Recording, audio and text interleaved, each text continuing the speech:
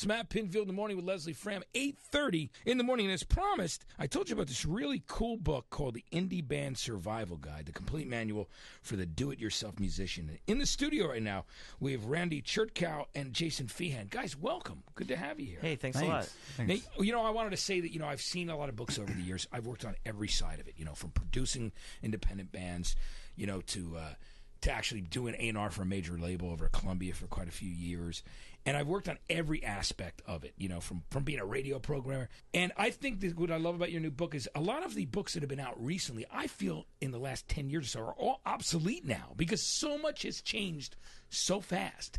And I think you have the most up-to-date reference book for young musicians, and I want to just tell you guys both that. Hey, Thank you. Thanks a lot. I mean, I think a big reason for that is that a lot of those books just tell you how to get into a label. Right. And first of all, that whole business has changed completely. Right. I mean, it's totally different. But, second of all, the amount of resources and tools that we use now that didn't even exist even 2 years ago is huge. The list is long. Right, thanks to the web. Yeah. Yep. So, and both of you guys have experience. I mean, obviously, Jason, you're an attorney. Yep.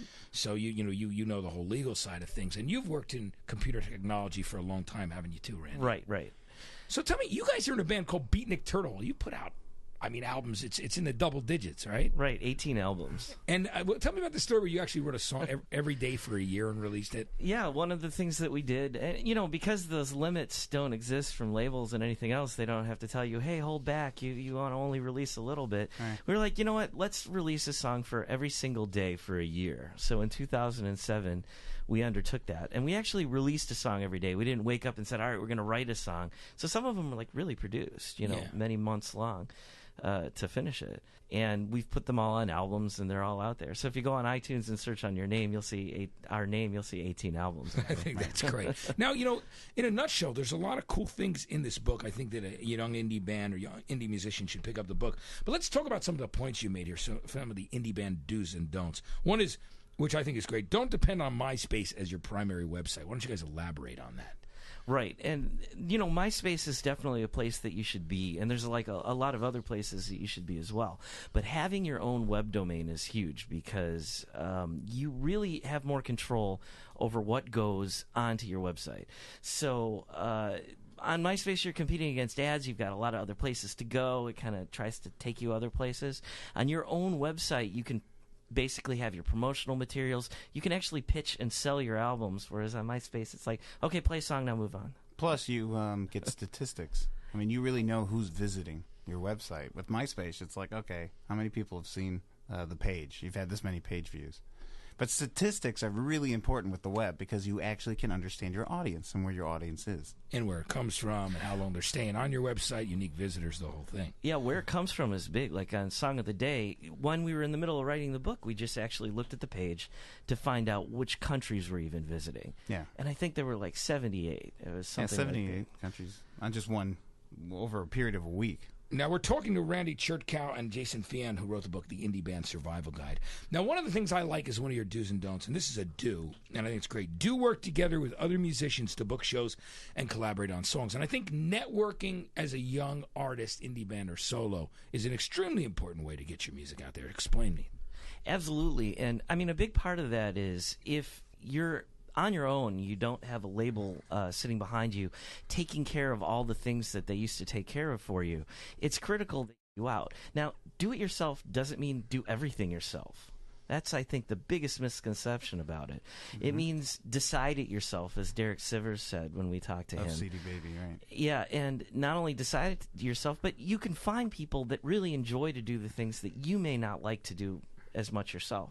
Like if you don't like doing web design, there are people out there that love it and may just want to help you out because you're in a band and it's cool. Hey, I worked on this band website. Plus, there are great services that are out there actually on the web right now that you can leverage. Absolutely. Now, I like to say, you said don't use Wikipedia as a promotional tool.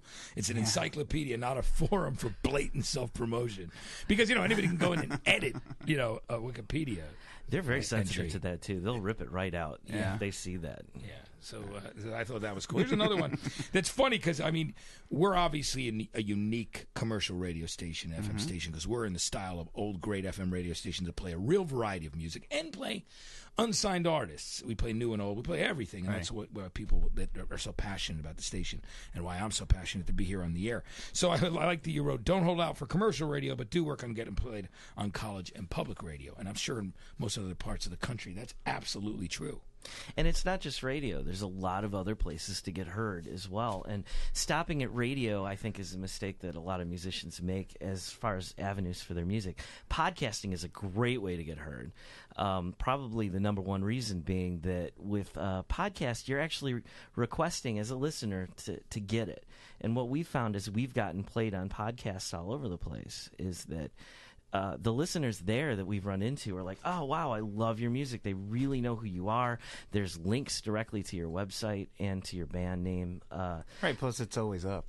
And it's always up. It's always available. up, and they go back. I mean, people, when they find a web podcast they like, they go back in history. Yeah, I want to get all the shows and see what the archive's like. Now, is there anything in your book, The Indie Band Survival Guide, about bad band names? Actually, it is, because we're so sensitive to the web. I mean, this is the way to actually take your music global and build your fan base that way. There's certain band names that should be obsolete. Like, we definitely suggest not to name your band the Googles. Yeah. That's just, it's going to be very difficult to search on your name or have anybody find you. Yes, exactly. Much less the trademark issues. Yeah, I mean, it's harder and harder for bands to find one-word names. Yep, that's true. Yeah, right? Now, let's talk about copywriting and licensing, and there's some money in that. You've actually done that, had some songs that ABC Family Channel had licensed some of your stuff. Recommended it to independent artists out there how to go about copywriting and getting their music heard to be licensed.